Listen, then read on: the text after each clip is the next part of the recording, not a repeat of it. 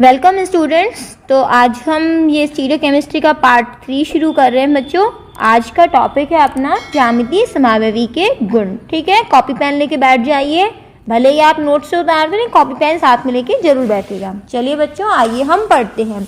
तो पहला गुण क्या है बच्चों अपना? द्विध्रुव आघूर्ण। द्विध्रुव आघूर्ण में बच्चों हम पहला एग्जाम्पल ले रहे हैं 1,2-डाइक्लोरोएथीन। ठीक है, सबसे पहले तो हम इसका स्ट्रक्चर बना लेते हैं 1,2-डाइक्लोरोएथीन का। देखो बच्चों, स्ट्रक्चर हम ऐसे C डबल बॉन्ड C लिखा, हम कल बनवा चुकी थे आपको।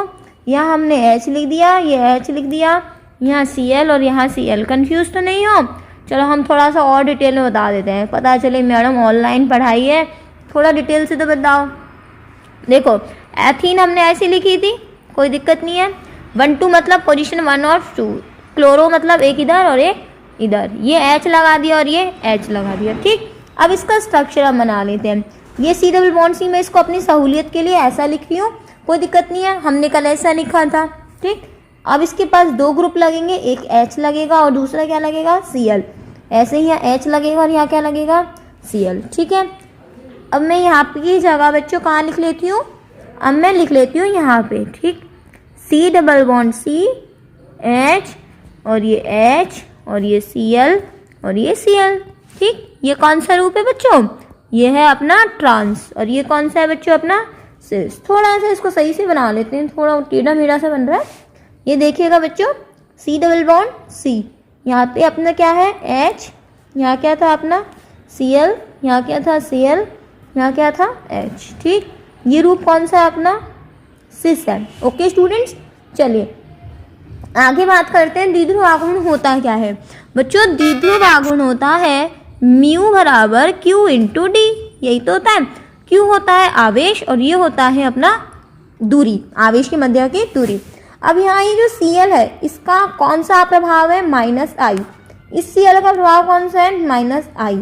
इस बंध का जो ये वाला पहला बंध है और ये दूसरा बंध है, अगर हम पहले बंध की बात करें तो Cl का -I प्रभाव इस दिशा में है, तो कहाँ जाएगा इसका द्विध्रुव आघूर्ण? इस दिशा में जाएगा, क्योंकि -I प्रभाव के कारण ये अपनी ओर इलेक्ट्रॉन खींचेगा।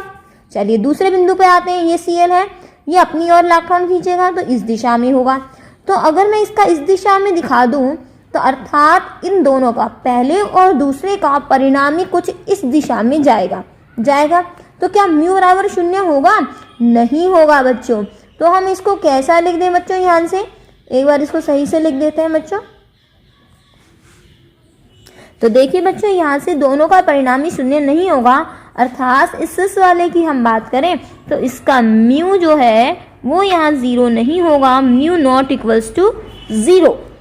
एक बार देख लीजिए बच्चों, फिर हम क्या लिख सकते हैं यहाँ पे?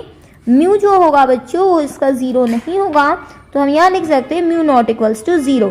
क्योंकि ये सिस है, सिस के अंदर हमने क्या देखा? अर्थात एक समान अगर प्रभाव है तो वो अगर एक और हैं तो वहां पर द्विध्रुव आघूर्ण 0 नहीं होता। जबकि आप इस ट्रांस वाले रूप में देखेंगे, ये जो Cl है ये इस ओर इलेक्ट्रॉन खींचेगा तो द्विध्रुव आघूर्ण इस दिशा में होगा, जबकि दूसरा वाला जो Cl है इस दिशा में खींचेगा तो द्विध्रुव आघूर्ण इस दिशा में होगा। तो म्यू बराबर क्या हो जाएगा बच्चों? यहाँ 0, क्योंकि देखिए एक की दिशा इस ओर है और दूसरे की दिशा इस ओर है, अर्थात दोनों की दिशाएं क्या है बच्चों? अलग अलग है। इसका मतलब ये हुआ कि यहाँ विपरीत दिशा होने के कारण दोनों के द्विध्रुव आघूर्ण ने एक दूसरे को निरस्त कर दिया है, अतः यहाँ इस दिशा में म्यू बराबर 0 हो जाएगा। क्वेश्चन कैसे आएगा? क्वेश्चन आएगा कि 1,2-डाइक्लोरोएथीन का विपक्ष रूप का द्विध्रुव आघूर्ण 0 होता है, क्यों? समझ में आया क्वेश्चन? क्वेश्चन कैसे बनेगा कि 1,2-डाइक्लोरोएथीन का विपक्ष रूप का द्विध्रुव आघूर्ण 0 होता है, क्यों? तो आंसर क्या देंगे कि दोनों क्लोरीन एक दूसरे की विपरीत दिशा में होने के कारण यहाँ ये एक दूसरे के प्रभाव को निरस्त कर देते हैं, अतः इसका द्विध्रुव आघूर्ण 0 होता है। देखिए बच्चों, यहाँ से अब आप देख सकते हैं यहाँ पे क्या लिखा हुआ है आंसर अपने पास। विपक्ष रूप में -I प्रभाव वाले समूह विपरीत दिशा में होने के कारण एक दूसरे के प्रभाव को निरस्त कर देते हैं, जिससे द्विध्रुव आघूर्ण 0 प्राप्त होता है। क्वेश्चन समझ आ गया? चलिए बच्चों, यहाँ से चलो हम आपको क्वेश्चन लिखवा भी देते हैं, आपको दिक्कत इससे नहीं आएगी। क्वेश्चन लिख लीजिए और इसका आंसर अपनी भाषा में आप स्वयं लिखिएगा। देखिए बच्चों, हमने यहाँ क्वेश्चन लिख दिया है इसका यहाँ से, और इसका आंसर क्या होगा बच्चों, ये ऊपर वाला लिखा हुआ है ना, ये इसका आंसर होगा। तो ठीक है, क्वेश्चन पेपर के रूप में आ जाए, चाहे इस आंसर को आप ये वाली जो लैंग्वेज लिखी हुई है वो इसके साथ भी लिख सकते हैं, और आंसर जो आप वापस लिखना चाहें तो बच्चों इसके साथ ये आंसर वापस लिख सकते हैं। अगर भाई हमसे कहेंगे तो हम दोबारा लिख देंगे इसी चीज़। तो बच्चों चाहे तो आप सीधे यहाँ पे आंसर के रूप में लिख सकते हैं इसको इस तरह से। ठीक है स्टूडेंट्स, ऊपर वाली लैंग्वेज जो लिखी हुई है वही यहाँ पर लिखी हुई है। ठीक है बच्चे, यहाँ पे डायरेक्ट आप क्वेश्चन इसको लिख लीजिएगा। ठीक है, अगला एग्जाम्पल हम लेते हैं यहाँ से। एग्जाम्पल नंबर अपने पास 2 क्या ले रहे हैं यहाँ से। एग्जाम्पल नंबर 2 कहता है 2 ब्यूटीन। लिखना तो आपको आता है या नहीं आता, लिख के बताएं हम आपको। ये देखिए 1 2 3 4 कार्बन लिख दिए, नंबरिंग कर दीजिए आप यहाँ से। 2 ब्यूटीन, तो ये 2 इस तरह से लग गया। H पूरे कर दीजिए, H3 H और ये CH3। अब क्या करेंगे आप इसका, अब आप इसमें इस तरह से इसके यहाँ पर बना लेंगे एग्जाम्पल के तौर पे। C double bond C, H पूरे कर दीजिए इसमें, ये लिख दीजिए CH3 और ये H। अब तो ये आप लिखना सीख गए होंगे, CH3 और ये H। इसी तरह से C डबल बॉन्ड C, यहाँ से आप इसका विपक्ष बनाएंगे तो विपक्ष इस तरह से हो जाएगा। ठीक है, अब हम यहाँ से देखते हैं प्रभाव कौन कौन से हैं। प्रभाव तो आप जानते हैं प्लस आई माइनस आई किस तरह से होता है। देखिए बच्चों, यहाँ से हम इसको सॉल्व करते हैं। ये देखिए CH3 का कौन सा प्रभाव है, प्लस आई। CH3 का कौन सा प्रभाव है, प्लस आई। ठीक है, तो ये इसको इलेक्ट्रॉन देगा, ये भी इसको इलेक्ट्रॉन देगा, अर्थात इसका द्विध्रुव आघूर्ण की दिशा जो होगी वो ये होगी और दूसरे वाले की द्विध्रुव आघूर्ण की दिशा ये होगी। क्या यहाँ पे म्यू की वैल्यू 0 होगी? नहीं होगी, क्योंकि बच्चों ये इस दिशा में है और ये इस दिशा में है, तो परिणामी कहीं बीच में होगा यहाँ पे परिणामी बीच में, तो वही म्यू की वैल्यू यहाँ पर भी 0 नहीं होगी। आप दूसरी स्थिति में आइए, ये जो CH3 है अपना, ये प्लस आई प्रभाव है इसका। ठीक, ये इसका मतलब इसको देगा, ये भी इसका प्लस आई प्रभाव है, इसका मतलब ये इसको देगा, अर्थात इसकी दिशा इस ओर है और इसकी दिशा इस ओर है। दोनों की दिशा एक दूसरे की विपरीत है। कैसे विपरीत है? एक इस दिशा में जा रहा है और एक इस दिशा में जा रहा है। देखिए आप यहाँ पे दोनों की दिशा एक दूसरे को टकरा रही है। अगर मैं इसको थोड़ा सा आगे कर दूं, ये देखिए यहाँ से इसको मैं थोड़ा सा आगे कर दूं तो ये इस दिशा में जाएगा, और इस वाले को थोड़ा आगे कर दूं तो ये इस दिशा में जाएगा, तो यही तो दिशा बन गई नीचे वाली। तो इसका मतलब ये हो गया बच्चों यहाँ से कि दोनों की दिशा एक दूसरे के विपरीत है, इसीलिए म्यू की वैल्यू यहाँ पर क्या हो जाएगी? 0 हो जाएगी। तो आंसर क्या लिख देंगे? विपक्ष रूप में वैल्यू 0 होगी और समपक्ष रूप में वैल्यू 0 नहीं होगी। तो इसका एग्जाम्पल क्या लिख देंगे? समान प्रभाव रखने वाले प्लस आई प्रभाव समूह विपरीत दिशा में होने के कारण एक दूसरे के प्रभाव को निरस्त कर देते हैं, अतः विपक्ष रूप में म्यू का मान 0 होता है। देखिए स्टूडेंट्स, यहाँ से अपन आगे देख लेते हैं जो मैंने आपको अभी अभी समझाया है यहाँ पे कि समान प्रभाव रखने वाले प्लस आई प्रभाव समूह विपरीत दिशा में होने के कारण एक दूसरे के प्रभाव को निरस्त कर देते हैं, तब विपक्ष रूप में म्यू का मान क्या होता है बेटा? 0 होता है। तो हमने आपको बता दिया कि अगर एक जैसे समान प्रभाव वाले, अगर समान प्रभाव या तो प्लस आई हो या बच्चों माइनस आई हो, दोनों में से प्लस आई वाला हो चाहे माइनस आई वाला हो, समान प्रभाव है, अगर एक दूसरे की विपरीत दिशा में है तो एक दूसरे प्रभाव को क्या कर देंगे बच्चों? निरस्त कर देंगे और म्यू का मान क्या हो जाएगा बेटा? 0 हो जाएगा। ओके स्टूडेंट्स, देखिए अब अपना अगला पढ़ते हैं 1 क्लोरोप्रोपीन। 1 क्लोरोप्रोपीन जो है इसका एग्जाम्पल देखिए। 1 क्लोरोप्रोपीन कैसे लिखेंगे? ये देखिए 3 कार्बन हो गए बेटा और ये प्रोपीन लिख दिया। नंबरिंग कर दो यहाँ से, तो यहाँ से नंबरिंग जब हम करेंगे 1 2 3 और 1 क्लोरो है, तो अब आप क्या करेंगे? यहाँ से इसमें आप Cl को जोड़ दीजिए। Cl कहाँ जोड़ेंगे? 1 नंबर पे जोड़ेंगे। ये जोड़ दिया हमने यहाँ से। चलिए बेटा अब इसको हम बना देते हैं, इसका जो ये ज्यामिति समावयवी। देखो C डबल बॉन्ड C पकड़ा, CH3 और ये आ जाएगा यहाँ CH और यहाँ क्या आ जाएगा? CH। इसका मतलब एक पॉइंट पे Cl जुड़ जाएगा, एक पे H जुड़ जाएगा। ये देखिएगा यहाँ पे भाई, ये नहीं दिख रहा क्या? ये वाला जो H जो आपको दिख रहा है ये हटा के मैंने यहाँ लिख दिया और ये वाला H हटा के यहाँ लिख दिया, तो ये ऐसे तो होगा। और दूसरी साइड क्या होगा? CH3 और H। ठीक, अब मैं इसको ऐसा ना लिख के मैं इसको ऐसा लिख, बच्चों इसका एक बार देख लीजिए ज्यामितीय समावयवी कैसे बनेगा। इस कार्बन से एक H और एक Cl है। ये देखिए इस कार्बन से देखिएगा एक H और एक क्या है? Cl है। इसी तरह नीचे वाला जो कार्बन है और ये 2 नंबर वाला जो कार्बन है इससे देख लीजिए CH3 और एक H है। तो ये कौन सा रूप है बेटा, ये है सिस ग्रुप इसका। अगर इसका हम ट्रांस देखें तो ट्रांस कैसे बनेगा, C डबल बॉन्ड C होगा। फिर यहाँ पे अगर अपन बात करें तो इधर H लिख दिया, इधर Cl, कोई दिक्कत नहीं है। और जो नीचे वाला H और CH3 है यहाँ हमने CH लिख दिया और यहाँ H लिख दिया। क्योंकि H और H दोनों विपरीत दिशा में है इसलिए क्या होगा ये बच्चों, ये होगा अपना ट्रांस रूप। इसको हम हटा देते हैं ऊपर से। ओके, चलिए अब यहाँ से देखते हैं कि इसका समपक्ष और विपक्ष कैसे हम ज्ञात करेंगे। ठीक, यहाँ देखेगा Cl का कौन सा प्रभाव है, -I, अर्थात इलेक्ट्रॉन अपनी ओर खींचेगा। इसका कौन सा प्रभाव है, +I। इसका मतलब क्या होगा बच्चों, ये इलेक्ट्रॉन देगा तो इसका द्विध्रुव आघूर्ण इस दिशा में जाएगा और इसका इस दिशा में जाएगा। क्या यहाँ कैंसिल हो सकता है, बिल्कुल बच्चों कैंसिल यहाँ से नहीं होगा। यहाँ पे द्विध्रुव आघूर्ण यहाँ इसका कुछ होगा, एक दिशा में इधर जा रहा है और दूसरा दूसरी दिशा में जा रहा है। यहाँ द्विध्रुव आघूर्ण एक दूसरे की विपरीत दिशा में नहीं है इसलिए 1.71 डिवाइस का होता है। लेकिन ट्रांस का अगर देखें तो यहाँ से देखेगा ये Cl -I प्रभाव वाला है तो इसका इस दिशा में होगा, जबकि CH3 कौन सा है, +I प्रभाव वाला है तो इसका इस दिशा में होगा।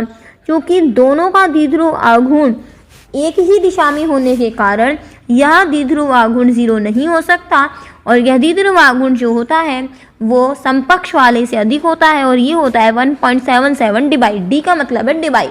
ठीक है, यहाँ से हम आपको एक चीज़ कह दें, यहाँ जो विपक्ष रूप है बेटा ट्रांस वाला, यहाँ द्विध्रुव आघूर्ण एक ही दिशा में जा रहा है। देखिए यहाँ से हम एक और कलर अलग करके दिखा दें आपको, ये देखिए यहाँ से ये इसी दिशा में दोनों जा रहे हैं अर्थात दोनों एक दूसरे में क्या होंगे, जुड़ जाएंगे। जबकि यहाँ पे अगर हम बात करें तो जो +I का है वो इस दिशा में जा रहा है और फिर इसके बाद ये इस दिशा में जा रहा है। इट मीन 0 तो नहीं है सिस वाले केस में, समपक्ष वाले केस में।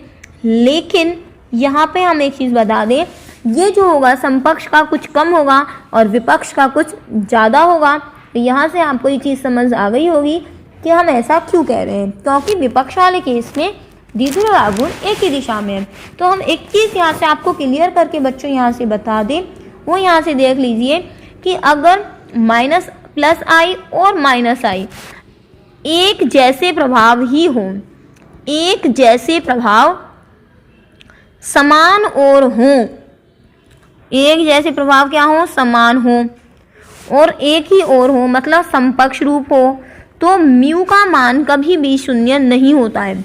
लेकिन अगर +I और -I प्रभाव, इधर या लिख लीजिए, +I और वह -I एक साथ होंगे, जैसा हमने अभी 1-क्लोरोप्रोपीन में देखा, अगर ये एक साथ होंगे तो विपक्ष वाले का द्विध्रुव आघूर्ण अधिक होता है। विपक्ष वाले का द्विध्रुव आघूर्ण अधिक और समपक्ष वाले का कम होता है। जबकि अगर केवल एक ही जैसा प्रभाव होगा, या तो +I होगा या -I होगा, तो हमेशा यहाँ पे समपक्ष वाले का द्विध्रुव आघूर्ण ज़्यादा होगा बजाय विपक्ष के।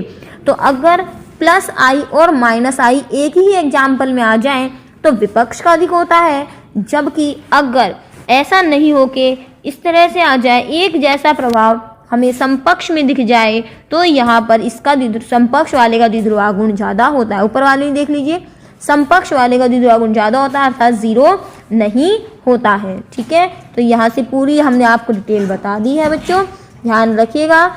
एक जैसे प्रभाव होने पर समपक्ष का अधिक होता है और अलग अलग प्रभाव अगर एक साथ हो तो विपक्ष का अधिक होता है। ठीक है, तो दोबारा एक बार बता दूं, समपक्ष का कब ज़्यादा होगा और विपक्ष का कब ज़्यादा होगा। समपक्ष वाले केस में या तो यौगिक में +I होना चाहिए या -I होना चाहिए, केवल एक ही होना चाहिए। जबकि विपक्ष वाले का, तब उस केस में समपक्ष वाले का द्विध्रुव आघूर्ण ज़्यादा होता है। जबकि अगर केवल -I और +I दोनों एक साथ हो, +I भी हो और -I भी हो, तो विपक्ष वाले का द्विध्रुव आघूर्ण ज़्यादा होता है। ठीक है, तो यहाँ पर तो एक जैसे होनी चाहिए और यहाँ अगर अलग अलग एक साथ हैं तो विपक्ष वाले का ज़्यादा होता है। ओके स्टूडेंट्स, चलिए हम यहाँ पे एक चीज़ को लिख लेते हैं बच्चों, यहाँ से देख लीजिए। यहाँ से यदि विपक्ष रूप में हम आपके लिए लिख देते हैं,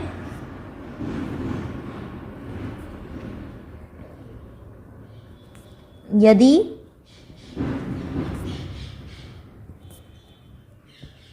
विपक्ष रूप में -i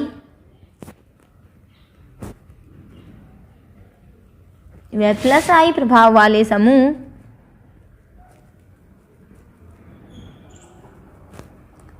एक दूसरे की विपरीत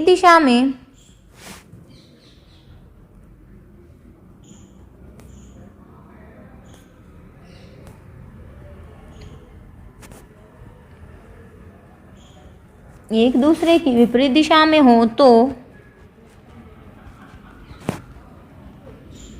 द्विध्रुव आघूर्ण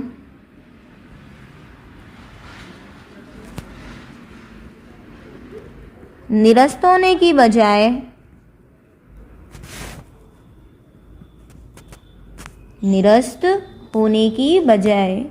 बच्चों आप यहाँ से वीडियो से डायरेक्ट नोट करोगे ना, वो आपके लिए ज़्यादा अच्छा होगा। बजाय PDF भी हम दे देते हैं, उसमें कोई दिक्कत नहीं है, लेकिन आप साथ साथ लिखते रहते हो ना तो उसमें ज़्यादा अटेंटिव रहता है, बच्चे का ध्यान ज़्यादा रहता है। अतः समकक्ष रूप का द्विध्रुव आघूर्ण कम होगा। अतः तो विपरीत दिशा में हो तो द्विध्रुव आघूर्ण निरस्त होने की बजाय जुड़ जाता है, अतः समकक्ष रूप का द्विध्रुव आघूर्ण कम हो। बच्चों इसी का जो प्रश्न बनता है वो हम आपको लिखवा देते हैं, फटाफट से प्रश्न लिख लीजिए, आपकी जो एग्जाम के लिए बन सकता है। बच्चों क्वेश्चन ऐसे बनेगा, 1,2 डाइक्लोरोएथीन में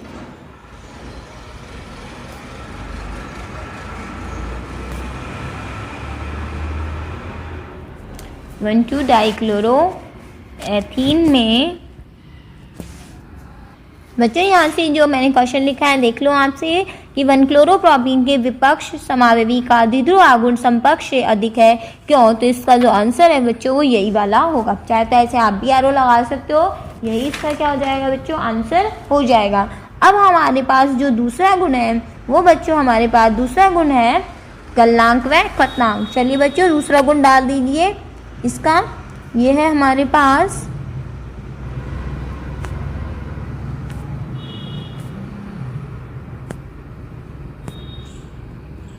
गलनांक व क्वथनांक। सामान्यतः हम बता दें कि विपक्ष रूप के गलनांक जो होते हैं वो क्वथनांक और अधिक होते हैं, क्योंकि विपक्ष रूप में वैन डर वाल्स बल अधिक होते हैं। पहले हम इस लाइन को लिख देते हैं बच्चों, देख लीजिए विपक्ष रूप के गलनांक और क्वथनांक अधिक होते हैं क्योंकि विपक्ष रूप की वैन डर वाल्स बल अधिक होती हैं। यहाँ से बच्चों हम आपको एक चीज़ बता दें कि ऐसा क्यों हुआ है, थोड़ा सा हम एग्जाम्पल के तौर पे बताएंगे बच्चों। देखिए यहाँ से हमने एक एग्जाम्पल लिया, C डबल बॉन्ड C, यहाँ लिखा हमने C6H5, यहाँ लिखा COOH, ये है अपना H और ये है अपना H। ठीक, यहाँ हमने लिखा विपक्ष रूप बच्चों, विपक्ष रूप में हमने यहाँ से लिख दिया, क्योंकि हम समकक्ष क्यों कह रहे हैं, क्योंकि इसमें दोनों H क्या है एक ही और है। ठीक है, अब यहाँ से हमने दोनों H क्या ले लिए, विपरीत और ले लिए, C6H5 और ये हो गया बच्चों COOH। ठीक है, अब हम आपको एक चीज़ बता दें बच्चों, होता क्या है समकक्ष रूप में, ध्यान से समझिएगा हम क्या बताना चाह रहे हैं आपको। ये तो क्या है बच्चों समकक्ष है और ये क्या है विपक्ष है। विपक्ष में क्या हुआ बच्चों, ये ग्रुप कैसा है बड़ा ग्रुप है और H कैसा ग्रुप है छोटा ग्रुप है। इसी तरह से C6H5 क्या है बड़ा ग्रुप और H क्या है छोटा ग्रुप है। जब एक ग्रुप यहाँ पर बड़ा है और एक ग्रुप क्या है छोटा है, तो जब बड़ा और छोटा एक साथ लिखा जाएगा तो यहाँ पर फैलने की जगह जो होगी वो बड़े ग्रुप को मिल जाएगी। जबकि आप समकक्ष रूप में क्या देखेंगे, यहाँ पर भी ग्रुप बड़ा है और यहाँ पर भी ग्रुप बड़ा है। ठीक है, ये भी बड़ा ग्रुप है और ये भी क्या है बड़ा ग्रुप। जब बड़े बड़े ग्रुप मोटे मोटे ग्रुप एक साथ होंगे तो बताओ इनको जगह मिल पाएगी क्या, अच्छे से नहीं मिल पाएगी। तो इनके बीच में क्या होने लगता है, जब बड़े बड़े हैवी ग्रुप एक साथ हो जाते हैं तो यहाँ इनका प्रतिकर्षण बढ़ने लगता है। आप जैसे ऐसे मान लीजिए कि आप कहीं बैठे हैं, ये 2 सीट है, एक सीट ये है और एक सीट ये है। ठीक, यहाँ पर 2 सीट हमने इस तरह से मान ली, इस तरह से 2 सीट है।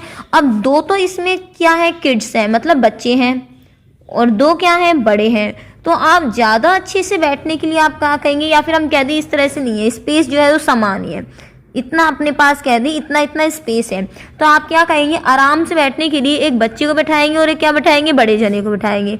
एक बच्चे को बैठाएंगे, क्या बैठाएंगे, बड़े जने को। तो यहाँ पर आराम से सीट ऑक्यूपाई हो सकती है। लेकिन मान लो हम इस तरह से बैठा दें कि दो बड़े बड़े जनों को एक साथ बैठा दें, तो क्या होगी, यहाँ पर सीट आराम से नहीं मिल पाएगी। इसी प्रकार से आप इसमें देखिए, बड़े बड़े ग्रुप अगर एक साथ आप रख देंगे तो यहाँ पर प्रतिकर्षण होने की संभावना ज़्यादा हो जाएगी, क्योंकि एडजस्टमेंट नहीं हो पाएगा ग्रुप्स का।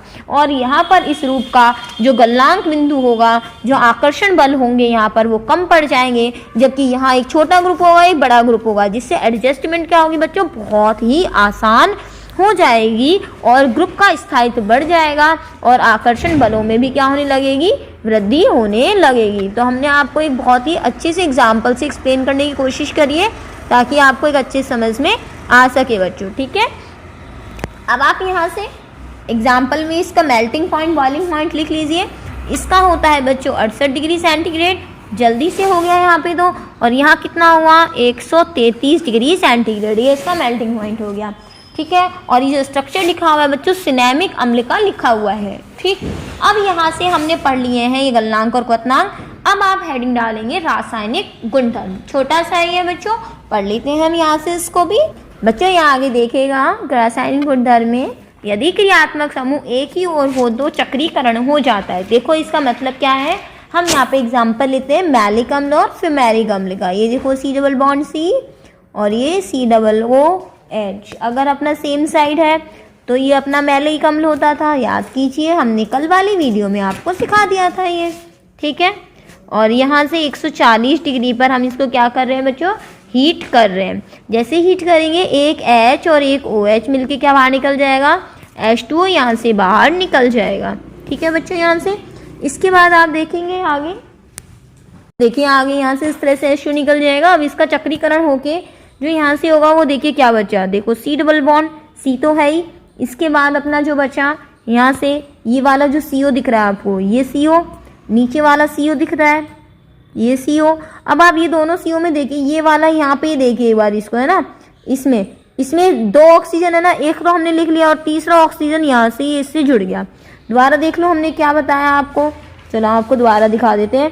ये COOH है, ये COOH है।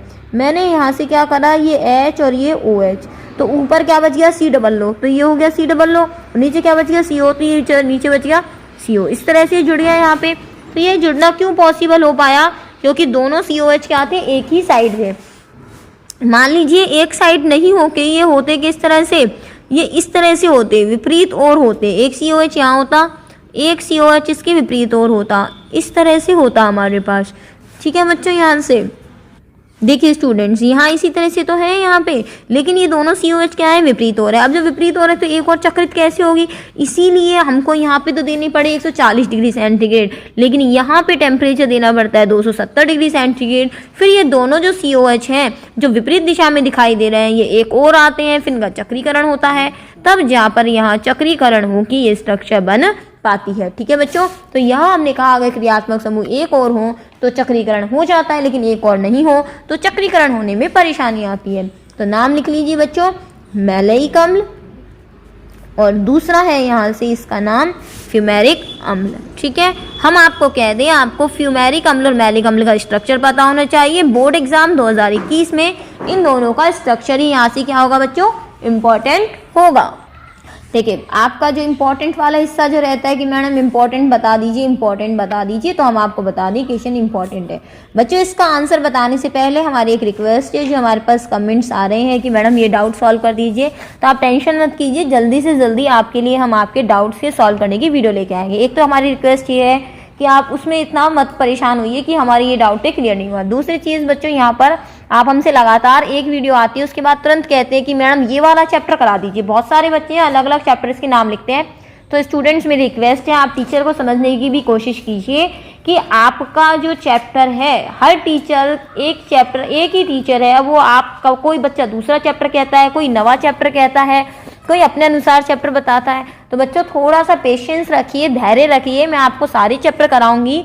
आप जो चैप्टर इस समय मैं पढ़ा रही हूँ, अगर आप पढ़ चुके हैं बच्चों तो कोई बात नहीं, आप अपना रिवीजन कर लीजिए, और अगर आप नहीं पढ़े हैं तो तो तसल्ली से, शांति से इस चैप्टर को पढ़िए, कोई दिक्कत नहीं है, ठीक है, क्योंकि पढ़ने तो वैसे भी आपने सारे चैप्टर, एग्जाम तो इसका भी देना है ना, तो इस चीज़ के लिए पैनिक मत होइए कि नवा चैप्टर मैडम कब कराओगे, दूसरा चैप्टर कब कराओगे। तो जो पढ़ाया जा रहा है बच्चों उसे शांति से आप पढ़ लीजिए, परेशान मत होइए कि ये चैप्टर कब होगा और वो चैप्टर कब होगा। हम आपको नवा भी कराएंगे, हम आपको दूसरा भी कराएंगे, तो पहले 16वां तो पूरा हो जाने दीजिए, ठीक है। अब कृपया करके आप, हमारी रिक्वेस्ट है, आप हमको बार बार नहीं कहिएगा कि मैडम ये वाला करा दो, ये वाला करा दो। हम करवाएंगे, पर एक बार ये चैप्टर खत्म हो जाए उसके बाद अगला भी शुरू करेंगे, इंपॉर्टेंट क्वेश्चंस भी कराएंगे आपको सारे। हम जितने भी प्रीवियस ईयर के पेपर्स हैं जाके 17, 18, 19, 20 में आए हुए हैं वो सारे हम कराएंगे। हम 2017 की ही क्यों कह रहे हैं बच्चों, क्योंकि आपका जो सिलेबस है वो आरबीएसई बोर्ड का है। 2016 में एनसीईआरटी का कोर्स था, तो इसीलिए थोड़ा बहुत लिटिल बिट चेंजेस थे, तो आप 2017 से कर लीजिए। 4 साल के पेपर भी बहुत रहते हैं सॉल्व करने के लिए, ठीक है स्टूडेंट्स। चलिए अब इसका आंसर देख लेते हैं हम क्या था। मैलिक अम्ल का गलनांक क्या है अपने पास, यहाँ से ज़्यादा होता है, जबकि फिमेरिक अम्ल का गलनांक अधिक होता है। क्यों? तो मैलिक अम्ल का हम स्ट्रक्चर बनाते हैं, उसके बाद बात करते हैं, ठीक। ये मैलिक अम्ल का स्ट्रक्चर है C डबल बॉन्ड C, यहाँ से अपना C डबल बॉन्ड C, क्योंकि आपको ध्यान होगा मैलिक अम्ल में COH जो होता है वो एक ही साइड होता है। ये हो गया बच्चों अपना COH, देखो इस तरह से तो होता था COH, ठीक। चलो इसको और हम आसानी के लिए आपके लिए लिख देते हैं COOH, और यहाँ भी होता था COOH। लेकिन इन दोनों के बीच में क्या पाया जाता है बेटा, हाइड्रोजन बॉन्डिंग पाई जाती है। तो हाइड्रोजन बॉन्ड बना के दिखा देते हैं किस तरह से होती है। स्ट्रक्चर हमें खोल के लिखना होगा थोड़ा सा, और वो हम लिख देते हैं आपके लिए COOH। इसी तरह से यहाँ भी हम लिखेंगे C डबल बॉन्ड OH, ठीक है। जब आप स्ट्रक्चर बनाएं तो एक बार तो डबल बॉन्ड O को ऊपर की तरफ लिखें और दूसरी बार डबल बॉन्ड O को यहाँ की तरफ लिखें, ठीक है। हाइड्रोजन बॉन्डिंग जो होती है वो H और O के बीच में होगी, तो यहाँ हाइड्रोजन बॉन्डिंग जो आपको दिखाई दे रही है बच्चों, वहाँ इस बीच में हाइड्रोजन बॉन्डिंग हो जाएगी। एक ही अणु के बीच में हुई है हाइड्रोजन बॉन्डिंग, इसीलिए हम इसको क्या कहेंगे, अंतः अणुक हाइड्रोजन बंध। ओके स्टूडेंट, क्या पाई जाती है इसमें, अंतः अणुक हाइड्रोजन बंध पाया जाता है। और ये स्ट्रक्चर किसका है बच्चों, मैलिक अम्ल का।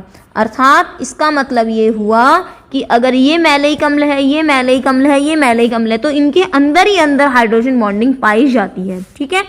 अब आता है बात हमारे पास फ्यूमेरिक अम्ल की स्ट्रक्चर बनाने की। तो फ्यूमेरिक अम्ल की बनाते हैं बच्चों, यहाँ से फ्यूमेरिक अम्ल में COH इस तरह से होता है, एक इधर होता है और एक अपने पास होता है इधर, यहाँ H होता है और यहाँ H होता है। अब हम इसको अलग अलग साइड बना के दिखाएं, खोल के स्ट्रक्चर को हम कैसे लिखेंगे, C डबल बॉन्ड OH, ठीक है। इस तरह से हम यहाँ पे लिखेंगे। मैंने आपसे कहा था जब आपको लिखे तो C डबल बॉन्ड O को इधर लिख दीजिए आप यहाँ से, और OH को लिख दीजिए नीचे। अब यहाँ से जो H है बच्चों, जो आपको कोनी पर दिखाई दे रहा है, मान लीजिए इसके साइड में यहाँ पर एक और मॉलिक्यूल होता है। चलो मैं आपको और आसान करके बता देती हूँ। यहाँ से ये मान लीजिए एक मॉलिक्यूल है अपना, जिसको मैंने यहाँ से साइड में लिख दिया। एक और मॉलिक्यूल यहाँ और रखते हैं हम यहाँ से, इसको तो हम यहाँ से हटाते हैं। ये अपने पास मॉलिक्यूल है और हम यहाँ पर एक और मॉलिक्यूल यहाँ से हम लिख लेते हैं, ठीक है बच्चों। जैसे हमने यहाँ पर लिख लिया तो हम कैसे आपको बताएंगे बच्चों, यहाँ पर हमने आपको समझाने के लिए जो अपना फ्यूमेरिक अम्ल था, इसके 3 स्ट्रक्चर हमने बना लिए हैं। तो यहाँ पर आप देखोगे बच्चों, ये जो फ्यूमेरिक अम्ल है अपना, देखो ये COOH है अपना ग्रुप है, यहाँ से यहाँ भी COOH है, तो ट्रांस ग्रुप है, फ्यूमेरिक अम्ल है ना अपना। अब देखिए दूसरा वाला है, तो ये मॉलिक्यूल 1 है, ये मॉलिक्यूल 2 है, ये मॉलिक्यूल 3 है। अब यहाँ से अपना H है और ये O है, इसके बीच में हाइड्रोजन बॉन्डिंग हो गई। इसी तरह से H है, इसके बीच में हाइड्रोजन बॉन्डिंग हो गई। अर्थात एक मैलिक अम्ल, दूसरा फ्यूमेरिक अम्ल और दूसरा, तो इसके बीचों बीच में बॉन्डिंग हो रही है, नहीं हो रही है। इसका मतलब प्रत्येक अणु दूसरे अणु से हाइड्रोजन बंध द्वारा जुड़ा हुआ है स्टूडेंट्स। तो यही तो हुआ अपने पास। अब आगे की हम बात देखें, देखो यहाँ से इसको वाली स्ट्रक्चर तो हटा देती हूँ। अगर हम यहाँ से ब्रीफ में देखें, क्वेश्चन हमारा क्या कहता है, क्वेश्चन हमको कहता है कि मैलिक अम्ल का गलनांक कम है। तो बच्चों ये वाला तो है अपना मैलिक अम्ल, ठीक है। और एक और एग्जाम्पल ले लिया मैंने अपना, ये है अपना फ्यूमेरिक अम्ल नीचे वाला। तो ये 1 नंबर तो मैलिक अम्ल है और 2 नंबर क्या है, फ्यूमेरिक अम्ल है। तो फ्यूमेरिक अम्ल में तो इस तरह से बीचों बीच में हाइड्रोजन बॉन्डिंग है, जबकि मैलिक अम्ल में क्या है, अंदर ही अंदर हाइड्रोजन बॉन्डिंग है। देखो अंतः अणुक मतलब अंदर ही अंदर हाइड्रोजन बॉन्डिंग है। जबकि फिमेरिक अम्ल में क्या है, एक अणु से दूसरे अणु के बीच में हाइड्रोजन बॉन्डिंग है। ये देखिए हमने दिखा रखी ना 1 2 3 इनके बीच में हाइड्रोजन बॉन्डिंग है। अब मुझे बताओ अगर ये दोनों अणु हैं तो गलनांक किसका ज्यादा होगा? तो सीधी सी बात है, अगर हमें इसका गलनांक बिंदु निकालना है 2 नंबर अर्थात फिमेरिक अम्ल अर्थात इसका, तो ये हाइड्रोजन बॉन्डिंग यहाँ से तोड़नी होगी। और जब यहाँ से ये हाइड्रोजन बॉन्डिंग तोड़नी होगी और इसमें ये बॉन्डिंग है ही नहीं मैलेइक अम्ल में, तो इसका मतलब 2 नंबर अर्थात फिमेरिक अम्ल का सीधी सी बात है गलनांक क्या होगा बच्चों, यहाँ से ज्यादा होगा। तो हम सीधी सी बात कह सकते हैं कि अंतः अणु जो हाइड्रोजन बॉन्डिंग है यहाँ से, ये वाली जो अपनी अंतः अणु मतलब जो अंदर ही अंदर पाई जा रही है, वो हाइड्रोजन बॉन्डिंग क्या होगी, कमजोर होगी, जबकि 2 अणुओं के बीच वाली है वो मजबूत होगी, अर्थात गलनांक फिमेरिक अम्ल का ज्यादा होगा। तो बच्चों यहाँ से अब आप फिमेरिक अम्ल लिख लीजिए। इसमें आप क्या बताएंगे, अंतराणुक हाइड्रोजन बंध, और नाम क्या होगा बेटा इसका, नाम होगा इसका फिमेरिक अम्ल। ठीक है बच्चों, तो यहाँ से अब आप लिख लीजिए मैलेइक अम्ल में, चलो बच्चों हम आपको लिखवा देते हैं।